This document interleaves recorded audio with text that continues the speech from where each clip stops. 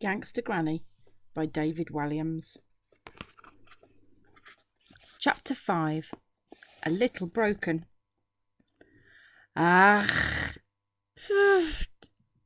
Ah. No, reader, you haven't bought the Swahili edition of this book by mistake. That was the sound Ben was waiting for. Granny snoring. She was asleep. Ah. Ah. Ben crept out of his room and made his way over to the telephone in the hall. It was one of the old-style telephones that purred like a cat when you dialed a number. "Mum," he whispered. "I can hardly hear you," she shouted back. There was loud jazz music playing in the background.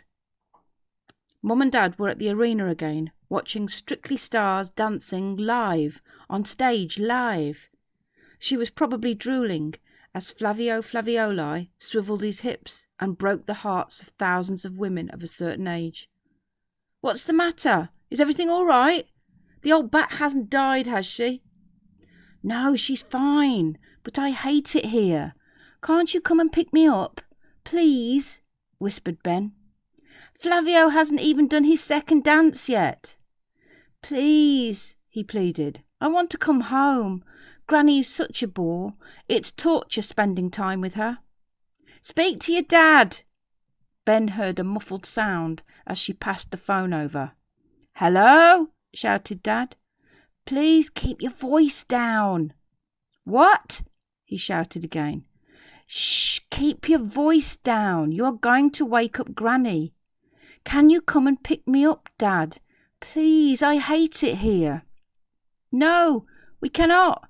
Seeing this show is a once-in-a-lifetime experience." "You saw it last Friday," protested Ben. "Twice in a lifetime, then. And you said you were going again next Friday, too. Look, if I have any more of your cheek, young lad, you can stay with her until Christmas. Goodbye." With that, Dad hung up. Ben carefully placed the receiver back in its cradle, and the phone made the quietest ting. Suddenly, he noticed that Granny's snoring had stopped. Had she heard what he'd said?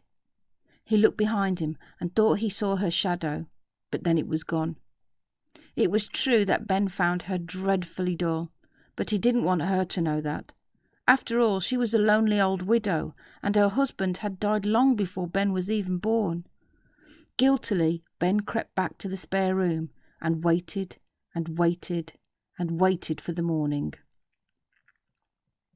At breakfast, Granny seemed different. Quieter, older maybe, a little broken.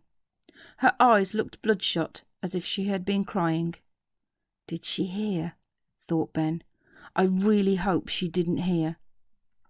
She stood by the oven as Ben sat at the tiny kitchen table.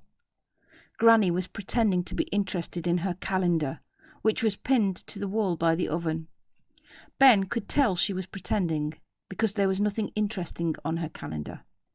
This was a typical week in Granny's hectic life. Monday, make cabbage soup, play Scrabble against yourself, read a book.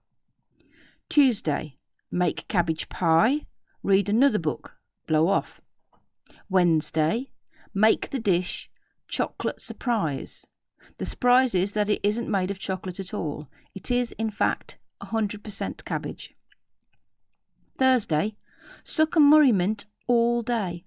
She could make one mint last a lifetime. Friday, still suck the same Murray mint. My wonderful grandson visits. Saturday, my wonderful grandson leaves. Have another nice sit down. Pooped. Sunday, eat roast cabbage with braised cabbage and boiled cabbage on the side. Blow off all day. Eventually, Granny turned away from the calendar. "Your mummy and daddy will be here soon," she finally said, breaking the silence. "Yes," said Ben, looking at his watch. "Just a few more minutes." The minutes felt like hours, days even, months. A minute can be a long time. Don't believe me? Then sit in a room on your own and do nothing but count for 60 seconds. Have you done it yet? I don't believe you. I'm not joking. I really want you to go and do it. I am not carrying on with the story until you do. It's not my time I'm wasting. I've got all day. Right. Have you done it now? Good. Now, back to the story. At just after 11 o'clock, the little brown car pulled up in front of Granny's house. Much like a getaway driver for a bank robbery, Mum kept the engine running. She leaned over and opened the passenger door so Ben could dive in quickly and they could zoom off. As Ben trudged towards the car, Granny stood at the front door. "Would you like to come in for a cup of tea, Linda?" she shouted. "No, thanks," said Ben's mum. "Quick, Ben, for goodness sake, get in." She revved the engine. "I don't want to have to talk to the old dear." "Shh," said Ben, "she'll hear you." "I thought you didn't like Granny," said Mum. "I didn't say that, Mum. I said I found her boring. But I don't want her to know that, do I?" Mum laughed as they sped off out of Grey Close. "I won't worry, Ben. Your Granny isn't really with it. She probably doesn't understand what you're saying half the time." Ben frowned. He wasn't sure about that. He wasn't sure at all. He remembered Granny's face at the breakfast table. Suddenly, he had a horrible feeling she understood a lot more than he had ever realised. And tomorrow, I will read you Chapter 6.